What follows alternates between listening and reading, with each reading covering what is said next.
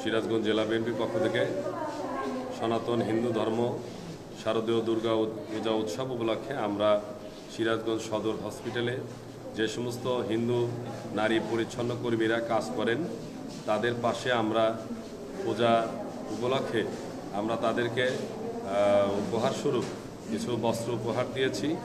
আমরা এই সমস্ত যারা আমাদের সিরাজগঞ্জে হিন্দু সম্প্রদায় রয়েছে, আমাদের বিএনপির ভারপ্রাপ্ত চেয়ারম্যান জনাব তারেক রহমানের নির্দেশে সারা বাংলাদেশেই আমরা এই উৎসবমুখর পরিবেশে যাতে করে তারা পূজা উদযাপন করতে পারে আনন্দ মুখর পরিবেশে, সেই জন্য আমাদের নির্দেশনা দেওয়া আছে।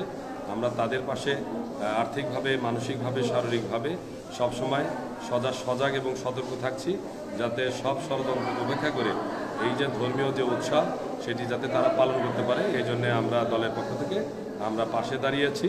ধর্ম যার যার রাষ্ট্রসভার নিরাপত্তা পাওয়ার অধিকার সবার রয়েছে। আমরা তারেক রহমানের নির্দেশেই আজকের এই শাড়ি উপহার সামগ্রী আমরা বিতরণ করলাম।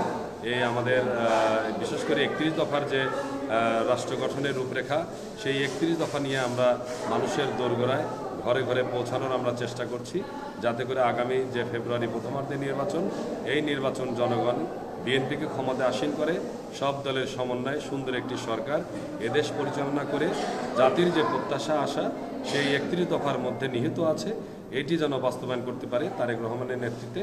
সেই লক্ষ্যে আমরা সকলের পাশে দাঁড়িয়েছি এবং আমরা আমাদের কাজ চলমান রেখেছি। ধন্যবাদ।